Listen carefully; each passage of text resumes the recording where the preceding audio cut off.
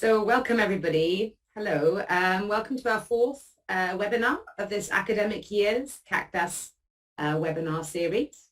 The webinars are organized by the CAQDAS Networking Project, which is based at the Department of Sociology at the University of Surrey. My name is Sarah Bullock and I'm joined today by my colleague Christina Silva. And our webinar today is going to be given by Dr Ece Kural. We already have a number of upcoming webinars planned and more to come. So please do keep an eye on our website and the social media channels for more information on these. If you're interested in contributing to this webinar series, please do get in touch. We would really love to hear from you and are always looking for extra contributors. So do get in touch. And all of our webinars are recorded. So you're going to be sent the link to the recording of this one and all the recordings of our previous webinars, as well as the ones that we will run in the future, will be available on this given YouTube channel. So do go and have a look there and point others to it as well if you think that appropriate. The CAQDAS Networking Project is in full swing with its software training courses. So do have a look at our website for the full offering over the next few months. Some of our courses are being run online and some face-to-face. So we're in a hybrid model at the moment. And today we're really honored and really excited to host the public debut of a new tool, Scrintal. And Ece Kural will be providing us with insights into this newcomer onto the stage of computer-assisted qualitative data analysis tools. And Ece will be focusing on how Scrintal can support researchers working with literature. Ece Kural holds a PhD in International Relations from the Department of Economic History and International Relations at Stockholm University, and she has expertise in the intersection of environmental politics and global governance. Ece identifies as a mixed methods researcher specialized in qualitative and quantitative textual analyses, and she has led the data collection process for a new data set around a social scientific study of climate change adaptation. Following her doctoral studies, Dr. Kural founded the research software company Scrintal, and she is CEO and co-founder, and she shares the latter position with her colleagues Arda Ertem and Furkan Bayraktar. And we're absolutely delighted to have you here with us today and really looking forward to meeting Scrintal for the very first time. So whilst Ece is speaking, please do feel free to post your questions or comments in the chat function. We'll collate them and Christina will pose them to Ece when she has finished the talk. And so with no further ado, I will hand over to Ece, stop my share, and we can get going with this exciting session. Thank you so much for being with us here today, everyone. Hello, everyone. Thank you so much, Sarah, for an amazing introduction. I'm just going to share my screen. I had an introduction for myself, but I think you did so much better than what I would normally do. Yeah. And now, like, when I'm doing my presentation, I will directly do it on Scrintal. But just to tell you a little bit, this is actually not a new qualitative data analysis tool. We will turn the tables tonight a little bit, and it's a note-making tool. So tonight we will be talking about de-stressing our research and how to take notes of our literature, actually. So as Sarah mentioned, I'm Ece. I recently got my PhD from Stockholm University. And today I will be firstly telling you about an old and very interesting method of note making called Zettelkasten. And then I will be demonstrating how you can do this in Scrintal. And Scrintal is, as you can see, it's a beta software. We didn't release it yet. And now we have a community that we are like just chatting with each other, giving feedback on each other, on the software and on anything else, on note making. So if you would like to actually try the software for free, please get in touch with me or just sign up at our website so you can be a part of the community, so we can just discuss and actually develop things together. Yeah, but without further ado, so why de-stress? So this seminar is actually about our, like how to deal with our literature, all these readings. And I'm using the word de-stress because when we speak about literature and then writing, especially writing is named as the most stressful period for research, both for researchers and students. And when we think about what is so stressing about writing, if you look at any writing books or like webinars about what is stressing, they always talk about two things. Firstly, like there are some books that are telling you about the formal requirements on how to deal with literature, like write literature reviews or write an article. And they mainly focus on formal requirements. What is the style? What's the structure? How shall we do the quotations? And the other group is then focusing on the psychological help, how we can actually keep the deadlines and get things done. But I argue that actually we are so stressed as researchers because many of these books about like dealing with writing and dealing with literature, they are missing something. The thing they are missing is our blank page anxiety. I think we're so stressed because whenever we feel like we're starting a new project, we're starting all over again from zero. We face this blank page. And in this webinar, I will argue that we can change this stress and assumption. We can change this assumption that writing starts from a blank page, that we can actually de-stress our research by note making. And how, I will explain. So the question is actually, what can we do differently in the months or weeks before we face this blank page? And if we think of writing or dealing with literature as starting right at the drafting stage, then I argue that we miss a critical step. And that step is note-making of our crazy ideas, and then of literature, and then of more developed arguments. So writing can and should start much earlier, and we do not need to face the blank page. So this seminar actually aims to fill this gap by showing how to turn ideas, literature, and then arguments into written pieces, and how to build up a connection of notes along the way. So the solution that I'm going to propose is that writing doesn't follow research, but it's a medium of it. And as my personal like solution, as also like the solution that I build a software on, I will introduce this Zettelkasten note-making technique, which can be of a great help to many students and also researchers. And it's a super simple technique, as the software of Scrintal is actually super simple as well. So today's agenda is that we will be focusing on what is Zettelkasten, the very brief history of it, the 4 pillars of Zettelkasten, and then the steps of note making following this method, which I will be showing examples in Scrintal. So what is this weird name called Zettelkasten? So this Zettelkasten is a personal knowledge management system actually that you achieve through your personal note making. So many people call it a personal method for thinking and writing. It's a weird word if you don't know German. It's a German word, and Zettel means cards, the small like cards actually, and Zettelkasten means a box of cards. So very basically, like as the name suggests, it's a system for organizing note cards in such a way that one idea is small enough to fit like a 6-4 index card. And the whole idea behind it is that the cards have to be useful in isolation and linked to one another in the system, which we will see and I think understand better. So why is this called Zettelkasten? Why is it a German word? Because the founding father, Niklas Luhmann, created it.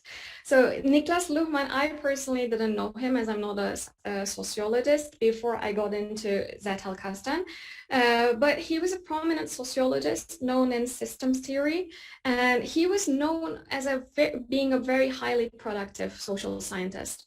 He apparently published 58 books and 600 articles when he was alive. I think it sounds like a dream to everyone, a dream that we cannot achieve, to me at least. And when I think what is even more like impressive that when he passed away, 150 unfinished manuscripts were found that he created. And he apparently started with taking notes of literature, just like each one of us are doing. But very soon he realized that his notes were not leading him anywhere. He was not able to develop really good arguments using this bits and pieces of notes that he had. So instead, he found the solution in creating his own method of note making. And in this method, firstly, we will go into the 4 pillars and then go to this method step by step so that we understand. And the 4 pillars of this is that, like, firstly, the aim is to build a web of personal knowledge. So you think of it as you have a box and you're filling it with idea cards, 1 idea per card. And in the end, what you have is your personal Google. Like, you're basically putting all your mind onto the cards and putting it on a box. So the whole aim is to build a personal knowledge base. And then how to do it, like in the best way, is to find connections among these cards. So whenever we're creating cards, the whole aim of the system is to make these small note cards connected to one another. And by doing that, what we will achieve is that whenever we need it, before we start a new project, whenever we needed to do ideation, we can go back to our system and retrieve the right memory, the right notes and ideas from our own mind. And the whole, like the end goal that we will have is that we aim to turn these ideas and arguments to start a new piece of writing. So it's like a full, like they are 4 pillars. And in order for us to be able to develop better ideas, the first thing to do is to note making. And how do we do this? Let's go into that. So in this note-making system, it's actually super simple, but I feel like I've been doing it. It's really like requires you to develop the habit. So you need to like do it regularly, I think. So the first step is making fleeting notes. The second step is making literature notes. Third step is permanent notes. And the fourth one is basically reviewing and repeating all of these. So, and I'm going to start from the very first step. What are the fleeting notes? So fleeting notes, as the name suggests, are just temporary notes. So this whole Zettelkasten system tells us that anything that comes to our minds as an idea, whether it's relevant or not, whether it's a question or whether it's a to-do, we actually need to take a note of this. And these notes are called fleeting notes, that they just quick notes that to capture what comes to our mind. And they're only reminders of information. And these notes can be written or even not written. They can be recorded by audio in any way that you would like to have. So the aim here is to capture anything that comes to your mind. And while doing that, these like capturing shouldn't actually cause any distraction. So if you feel like ideas come to your mind when you're running, you can just like even WhatsApp yourself, or you can audio record yourself if going into your note-taking tool is too much of a distraction for you. And the important part is basically just to write everything down without any distraction. And if you have one place to keep these fleeting notes together, then that's great. Because in a day or two, we will need to go back to these notes and actually see if we can develop them. And what can be the examples of these? For example, I should check the book, How to Take Smart Notes. Or can there be a correlation between Gini coefficient and violence? These ideas are examples of fleeting notes. So it's anything that comes to our mind, but with the promise that we will go back to them and try to see if we can actually develop them.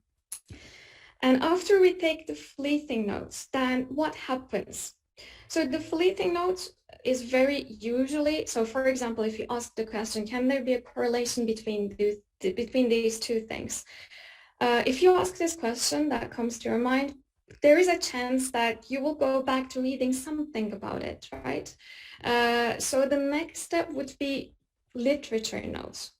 So these literature notes, they come from the fleeting note ideas, that all your like crazy ideas that were scattered, and then you decided to go back to them and develop them by going to the literature and reading. So the literature notes are the ones that you take when you read something. So they are the notes about the reading content. And here, we probably heard about this many times, but the most important thing is that we need to keep these literature notes very short. We need to be extremely selective and use our own words. And here, like Zettelkasten tells us that these literature notes cannot be copy and paste. We have to make them with our own ways. And let's look at some examples of how I did this in Scrintal, how I took my literature notes. Yeah. So if I zoom in, you will be able to see my desk right now. Yeah. So with these literature notes, the first thing I do in Scrintal when I start with taking notes of my literature is that I create like an overarching card. And that card is about the topic that I'm reading. So for example, if the readings are on international organizations, I create one readings on international organizations card.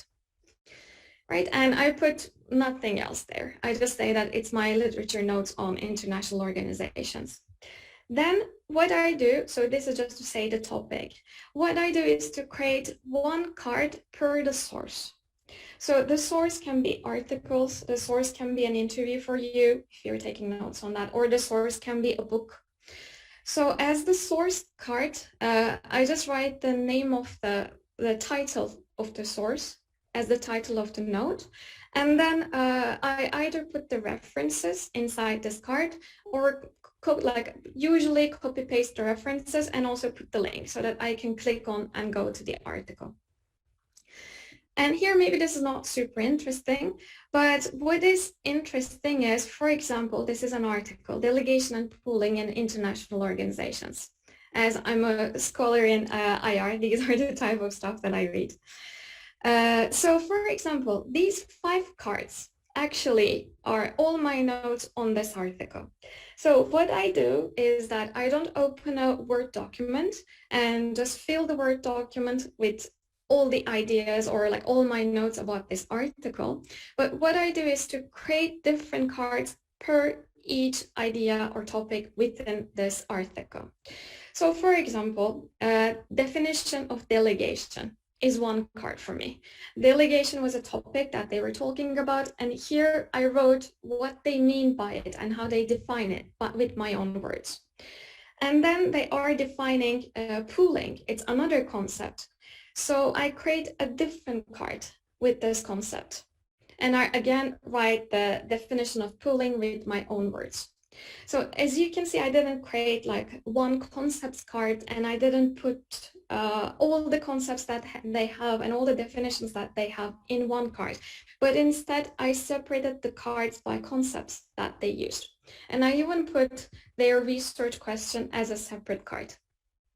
So here I did a mix of my own words and also a copy-paste of their research question. So these were basically all my notes about this article. So I can just show you how I did with the second article. I used exactly the same format. I created a different source card for this article. And then I went into and write their argument, what they mean by the concept contract and policy scope per each card. And as you can see here, as both of these articles were readings on IR, or international organizations, I put these 2 cards hierarchically under this topic card, which I will explain how we can do it. And lastly, for example, this is another article that I was reading, and there I put all the explanatory factors in one card, but I created an each card per each factor. And when I click on it, I can actually go to each card differently. So I'm not putting all the explanatory factors under one card. But what does this give me actually? Like, why am I doing this rather than using a Word document?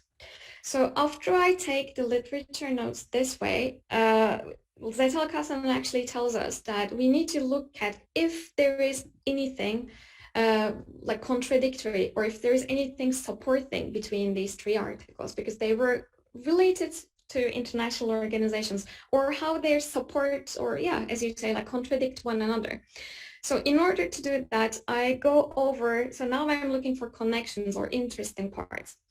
So when I look at this article, I can see my notes that it gave me some interesting ideas about my own feature research and questions for my own project.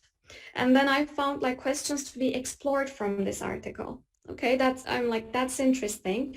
So what did the second article give me? And I can see that the second article also gave me some feature research questions. And I can see a pattern here by like just visually looking.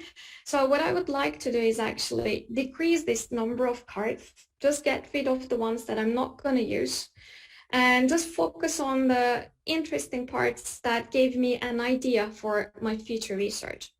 So for that, what I do is I can basically just easily create like this square, like rectangular. I can select these cards.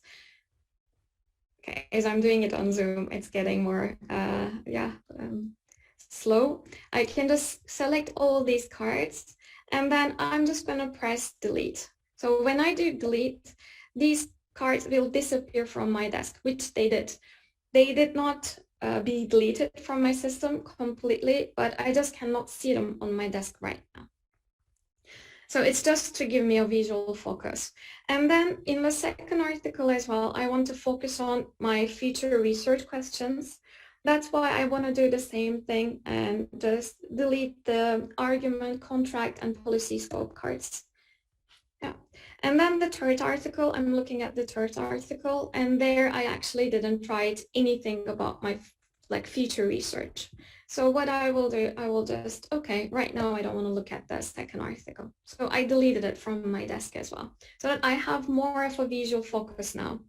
And now I can see that there is two articles, and they both gave me some ideas for my future research, right?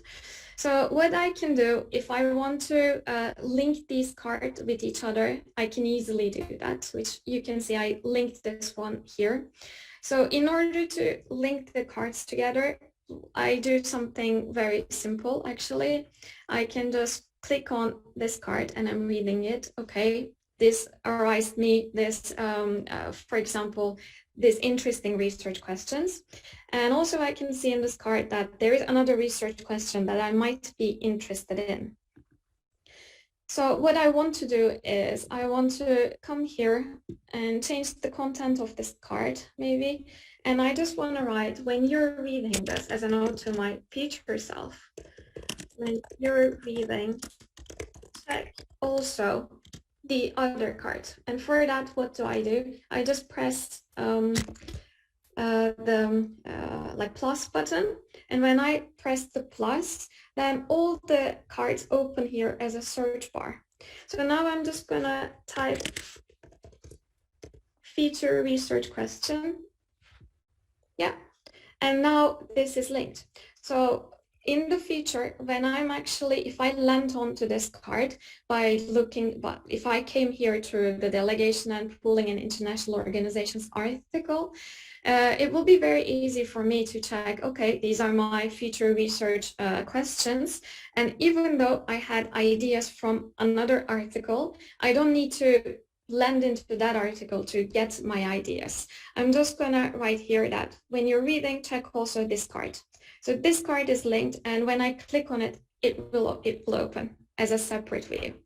So what this will give me is basically a really quick navigation across my ideas. So this is like why I'm taking smaller card notes with my literature rather than writing a whole Word document, so that I can easily use these as Lego blocks and like move them across different sources, like merge the sources to gain one idea. Yeah, but this was how I do the literature notes and how Zettelkasten suggests us to do the literature notes. But what is the next step after this? Are these enough to not make me start from blank page? Actually, it's not. There's a third step that we need to go for. And that third step is called the permanent notes. And this is, before we review and repeat everything, this is the final step in Zettelkasten actually. So permanent notes are the literature notes that we read, and we feel like this is very applicable for my research. So we create permanent notes by looking at our fleeting notes and then literature notes and feel like this is super important to my own topic. And permanent notes are the ones that will always stay in your system. So they are actually your knowledge blocks. That's why you need to write it in a very understandable way and in a very full way that use the full sentences, use the references, because they will never be thrown away. So things to consider in turning these literature notes into permanent notes is that we shouldn't just focus on collecting everything, but we should be more selective, and we should focus on actually developing arguments and ideas when we are writing the permanent notes. And whenever we're adding a new permanent note to our system, we should think if this is contradicting, correcting, or supporting what we already have. So I will show how to make permanent notes as well. And in the permanent notes, we are still, just like in the literature notes, writing exactly one idea per one card. So the fact that they're permanent doesn't mean they need to be longer. And as I said, we need to write as if we are writing to someone else, because we're not writing for someone else, but these are the building blocks of our next article that we might actually just translate it into a draft, or we might need to use them 5 years later. So we will become a completely new person. So we need to use full sentences, disclose our sources, and if these permanent notes are coming from these fleeting ideas that we created. For example, take a look at this book. Can there be a correlation between this and this? We can just get rid of those fleeting notes from our system just to keep it clean because we already developed them into a permanent note. So now let's look into how to create these permanent notes. And I will just show how I'm doing it in Scrintal. So here, when I create permanent notes, I start by looking at my literature notes, because that's what we should be doing. And there we should be asking, okay, but what does this tell me? Like, what's the argument here? From this, what do I want to remember? And here I have some examples of permanent notes that I created, which I can just carry. And the other ones are here. Yeah, and in these permanent notes, for example, what I usually do, I really use this multiple open window feature of Scrintal. I just look at my most interesting literature notes that I have. I open a couple of them, and at the same time, I can just open a permanent note, and I can directly start writing when I'm looking at these notes, when I'm looking at the literature notes that I have.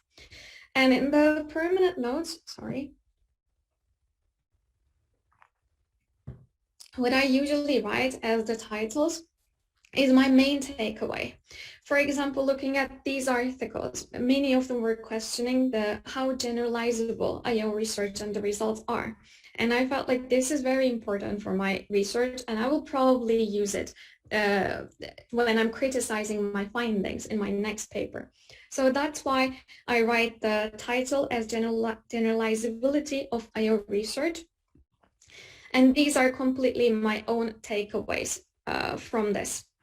So when we are writing these permanent notes, what I really like to do is, if this note says that it's hard to find, like generalizability is like a question topic.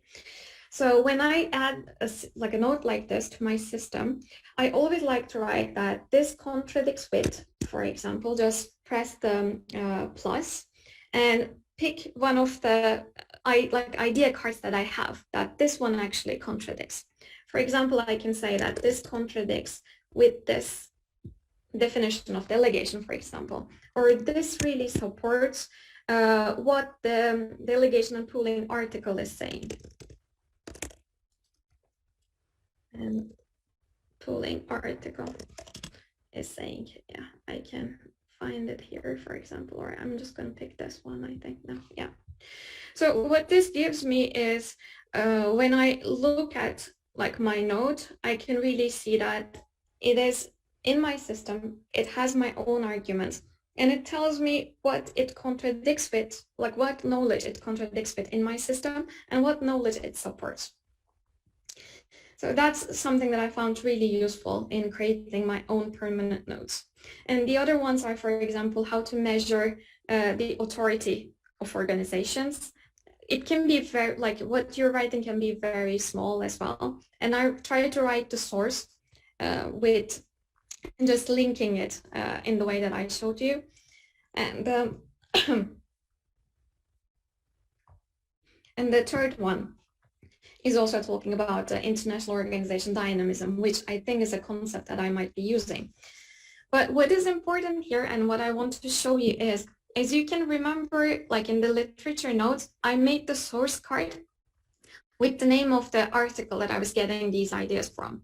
But with the permanent notes, I always create a source card, but with the context that I'm going to use these ideas for. So I never write that these are the ideas on IOs, but rather I think I'm going to use this for my next paper idea. So I write that with the aim that I will use this for my paper 5. So when if I want to see like these in a visually connected way, I can just drag and drop an arrow and connect them as well, just for myself, like to see it visually in like an easier way. Yeah. So now basically, if I come to search here, like next time I want to write about I want to brainstorm about like, or I want to see what I have for my article 5. I can just come here and write ideas for article 5, and I will land into here. And from there, I will land into my separate ideas. And again, like this way, what it will give me. So maybe in the future, this card, maybe I will like delink it from my ideas for article 5, and maybe I will just put it under articles, ideas for article 6. That's completely possible. So if we keep things as atomic like this, we can really break the folder structure and play with these ideas as Lego blocks, because that's what they are. So let's go for like what Zettelkasten is telling us about how to store these permanent nodes. So now I made the permanent nodes, how I'm going to name them, how I'm going to store them. So I actually just mentioned it, but the best way to store it is to really try to see if these permanent arguments that you created are linked to anything else that you have in your system.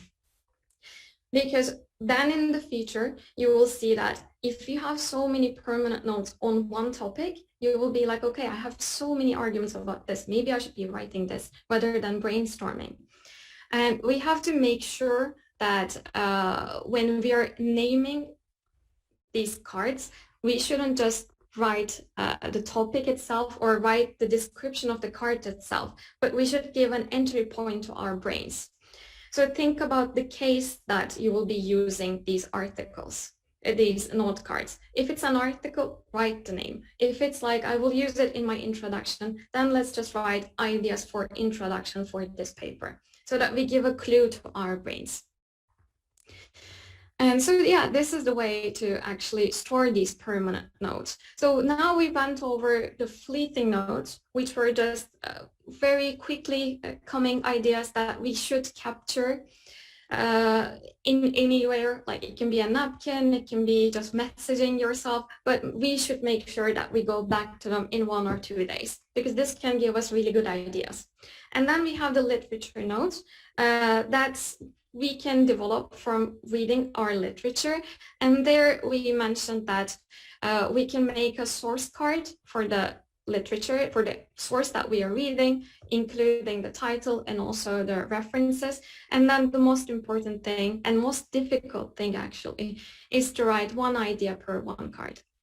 And then the last step was turning these literature notes into your permanent notes, the arguments of yourself that you want to keep. That they are also another diluted level of the literature notes and the building blocks of our next article.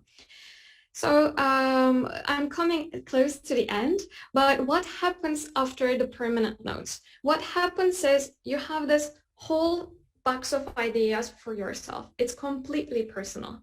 So you can really use this box to develop your next projects or questions in a bottom-up way. So the next time we're writing something, we actually don't need to brainstorm anything, but we can go back to our permanent notes and see where the most of the connections are.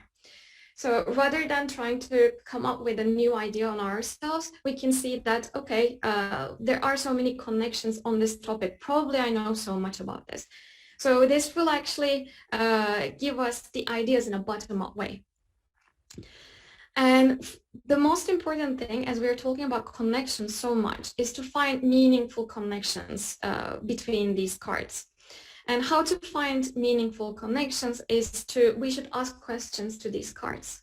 We should ask, like, can this idea in this card be explained by something else? If it can, then that card should be related to the other card. Or can I use this idea to explain another idea? If so, those two should be linked. So that the whole idea is that we have an entry point to our minds, and then we navigate our minds, navigating, like jumping from one card to the next. And in order to give this, make our minds at ease, actually, one of the most important things is to select the right keywords for ourselves.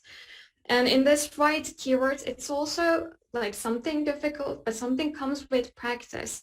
We should always ask to ourselves, in which context would I come across this note? Or in which context would I use this idea, rather than what this is about? So we don't need to write actually like ideas on delegation, but we can write ideas about the next article. Like think about the context that you want to find it, rather than what's fitting that card the most as a keyword. And the last step is, what do I do after I have all these permanent notes? Then I start writing. That's the time that I feel like I have many permanent notes on a specific topic, and probably I will have developed ideas enough to decide on a topic to write. Then what I do is to take these small cards and put them in a text editor of my choice. It can be Word, it can be LaTeX for you, or anything else. And I start working on them in a full article or draft format after I have my permanent notes. So that way, I never start from the complete zero when I come to article writing. And this way, I really make sure that I actually argue or develop my ideas on the literature enough. And just to conclude, firstly, thank you so much for listening to me for 38 minutes. But just to conclude, I've been interested in this habit and in Zettelkasten for some time. And I did, with the help of my co-workers, obviously, I did develop Scrintal. And now, as I said, it's just a tool. And to be really honest, this tool or that tool, they're only as good as if you know how to work with them.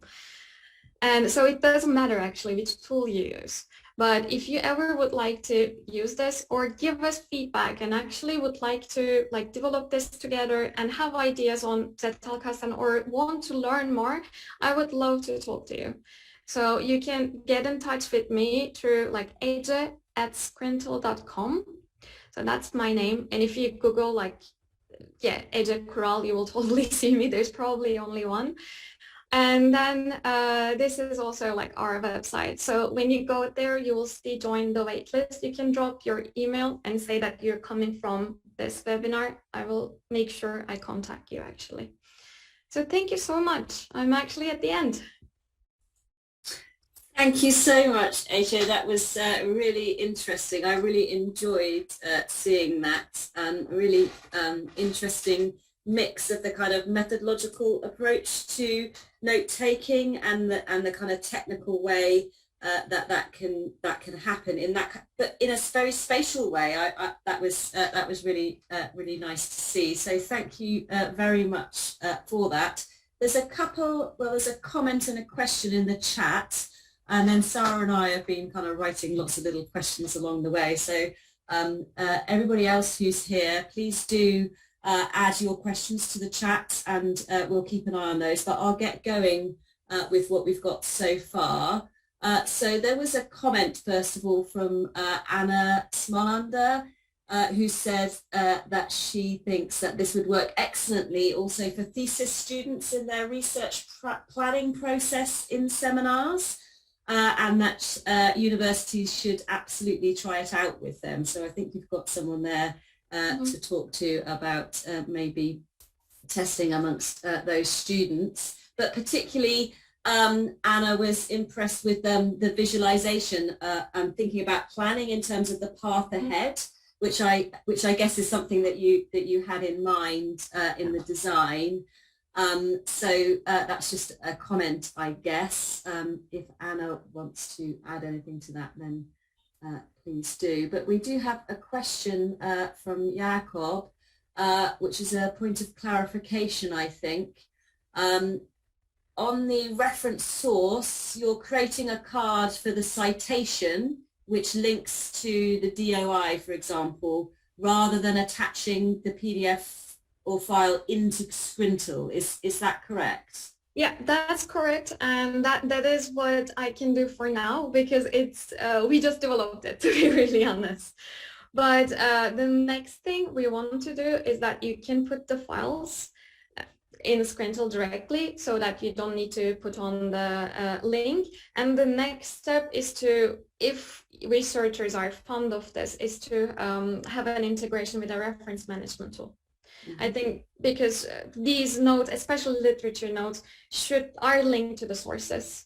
And with a reference management tool like Zotero, Mendeley, or whatever, that would be a great integration, I think. Okay, that's great. That's great to know. So I guess that means from a process point of view that I would have the article open maybe on one computer screen or next to it whilst working with those notes in Scrintal. Excellent. Thank you. Okay, so a couple of other questions from Sarah and myself, because I can't see any additional ones in the chat at the moment. So I've got a question. You showed us 3 different types of notes: the fleeting notes, the literature notes, and the permanent notes. And I think you talked about the different functions of these notes in terms of the types of writing that we might do, what they're designed for in that sense. But what I was wondering, and I might have missed this, but I was wondering if there are any functional differences between those notes in terms of what I can do technically in Scrintal with those 3 different types, if that makes sense. Yeah, that makes sense. Right now, there's no functional differences between them. So because I also personally do not think that they should be a functional difference between node types, because the whole idea that this idea creation is such a bottom-up process. So I don't even want to make people decide what type of node they're writing and select the type of a card and then write it. It should come so naturally. So every node card, like in our system, like as an architectural like decision, should have all the same functions. Because when you're writing a fleeting node, it might actually turn into a permanent node as well. So that was one of my follow-up questions is that if there is a functional difference, can I turn one into the other? But you've kind of answered that along the way. That's up to me, isn't it? So the idea is that I have all of these different ideas as I'm reading an article, and I've got the three types as kind of methodological ways of thinking of note-taking. But actually I can move things around and transfer things on the fly as I'm kind of iteratively going through that presentation, which is, I don't know, that really fits in with my way of thinking about it as well. I think Anna has added, maybe a different Anna, another comment in the chat, Ece. I think you can read it. She feels lucky to have attended the session, and she loves the artistic way of visualizing the ideas from different sources in the development of permanent notes. So that's a great piece of feedback there.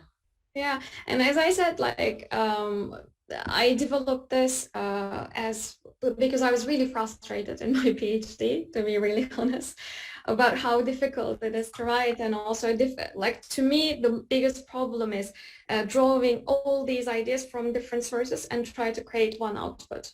So, and I was talking to so many researchers about this, and many people were saying the visual aspect is missing. We're always seeing things as a list format or in an Excel format, and it's not flexible enough. Many people were saying that they just need a whiteboard to sketch their ideas. So we mixed the whiteboard idea and actually note making, or like text editor, that we researchers use so many times. But as I said, it's a novel idea and it should be tested more and more. And starting from December 3rd, we are like having small batches of people. For example, we have 10 people in the first batch, that we just onboard them to the tool and give them some instructions. And what they were doing is using it maybe for a week, and then we have an interview with them. I would love it if you would love to try, because like I feel like research should be done much easily. Absolutely, absolutely. I think what you've just said resonates with another one of my questions, and also maybe some of the conversation happening in the chat now, which is to do with the links. Yeah. So which is partly to do with that spatial, that visual dimension you're talking about. But one of the questions that we had was whether there's a directionality to those links. And I think that overlaps with something that Anna is saying about, is there a way to show the relationship between articles that have overlaps in different ideas? Mm-hmm. I think those two questions are maybe related. Yeah, I can start with the first one. There is a hierarchy between the arrows. So I'm referring to the first, maybe I want to show again, yeah. Okay. Okay, let's go. I'm always referring to, that's why we talk about it in our team as well. I always refer to this top card as the root card, or you can call it the mother card as well. So as I said, there is a hierarchy. This card is like the main topic, and then this one, you can think of them as the contents. And this card, for example, is an index card. This is about my webinar structure, and this is why destress, and then this is the question. So the top cards always include the other cards. This is the mother, and these are the children. And if you have I think the important thing to visualize it that way is if you want to add like a different section to the webinar, for example, you can just create a new card and add it here.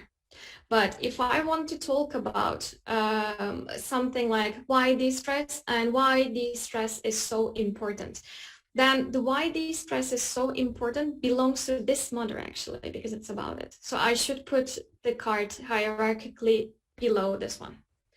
So there is a hierarchy, and it starts from one root only, and then there are leaves. That was an architectural decision that we are testing as well. Yeah. Mm-hmm.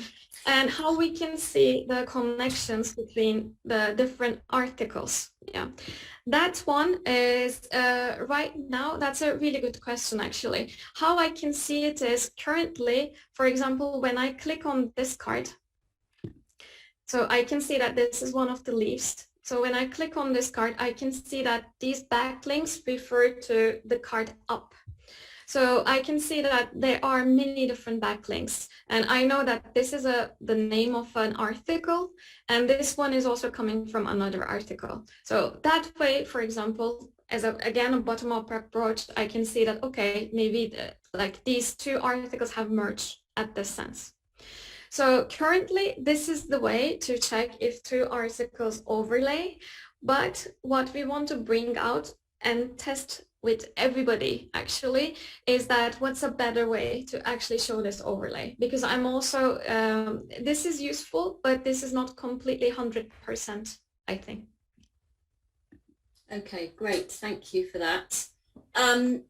Another little technical question, which I think came from Sarah. Are you there, Sarah? It's the one about deleting a card from your desk. It always panics me when I see someone delete something. So I was just wondering, technically, Sarah, did you want to ask that question? See? Yeah, sure. I absolutely love that idea, right? To say, okay, allowing ideas to emerge bottom up, to generate bottom up. But then having gotten to a particular place, I would quite like to just sort of clear the deck a little bit, right? And put these aside a second and just work with these building blocks that I have then evolved. But then I'm kind of worried.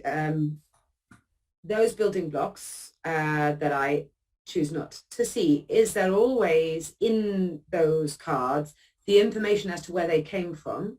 So if I return to that card, do the backlinks then allow me still to see where they were? Exactly. So for example, like when I don't, like we had this idea that just because you have one mind, you should have one desk and not have different project folders. So right now I'm working on this, and let's assume that I do not want to see these. So I just select and then delete. Okay. So then what I do is I can go to my search, and what I just want to see this delegation card again. And it was delegation and pooling. Yeah.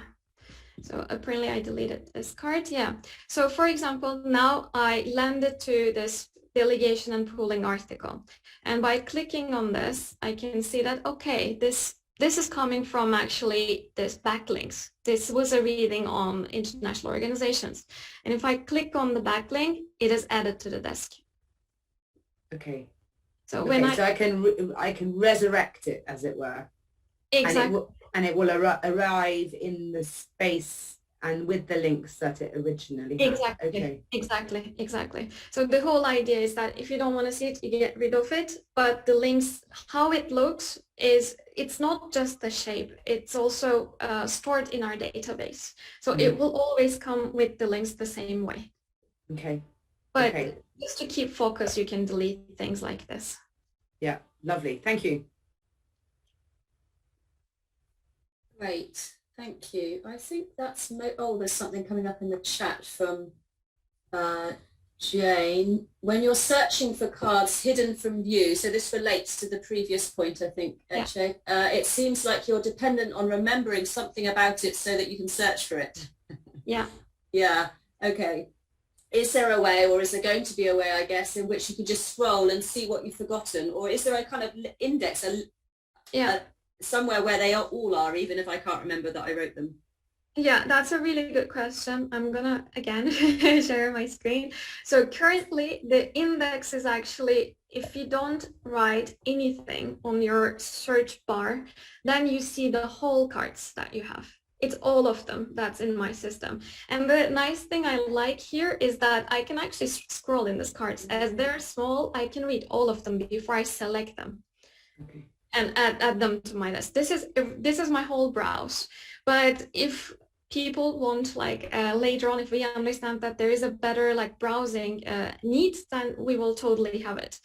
And the thing that you said, I'm really reliant on remembering a keyword. That's totally true.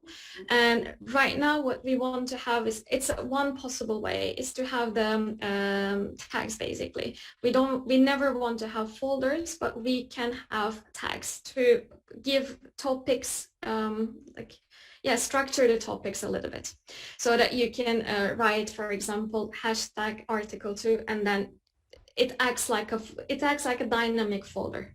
Yeah. That's what we wanted. Yeah.